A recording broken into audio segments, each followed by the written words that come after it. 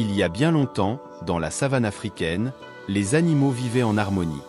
Cependant, le lion n'avait pas encore sa crinière majestueuse. Il était simplement le roi de la jungle, sans la moindre trace de cheveux autour de sa tête. La savane résonnait des bruits de toutes sortes d'animaux, mais le lion se sentait un peu trop ordinaire à son goût. Un jour, les animaux décidèrent de se réunir pour discuter de qui était vraiment le plus impressionnant d'entre eux. L'éléphant se vantait de sa trompe puissante, la girafe de son cou long, et le zèbre de ses rayures stylées. Chaque animal semblait avoir quelque chose de spécial, et ils prenaient tous un plaisir malicieux à se vanter de leurs atouts uniques. Le lion, désireux de montrer qu'il était le plus grand, se tint devant tout le monde et rugit avec force. Mais le singe, toujours prêt à faire une blague, ricana et dit « Eh bien, roi de la jungle, tu es peut-être fort, mais où est ta couronne ?»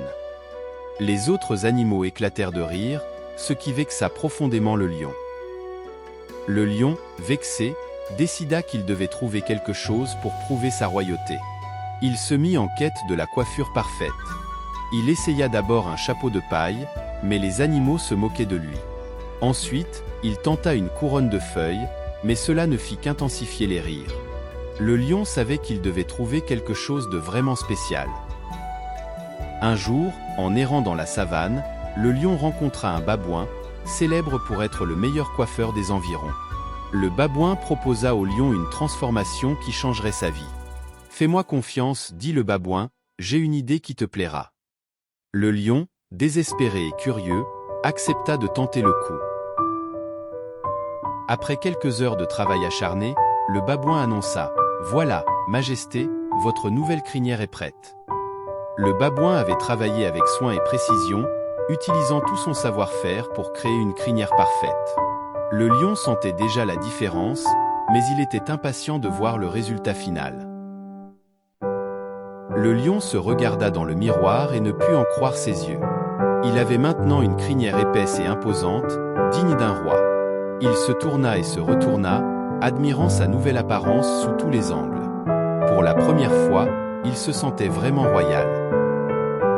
Le lion retourna auprès des autres animaux, sa nouvelle crinière flottant majestueusement au vent.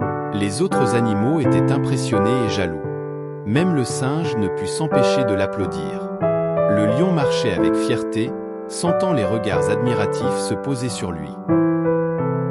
Depuis ce jour, le lion a gardé sa crinière, symbole de sa royauté et de son courage. Les animaux, quant à eux, ont appris que chacun a ses propres qualités uniques qui le rendent spécial. Ils comprirent aussi qu'il ne faut pas juger un livre à sa couverture, car même le lion sans crinière avait toujours été leur roi. Et c'est ainsi que le lion est devenu le roi incontesté de la jungle, avec une crinière majestueuse pour prouver sa grandeur. Sous le soleil couchant, le lion savait qu'il avait trouvé non seulement une nouvelle apparence, mais aussi une nouvelle confiance en lui.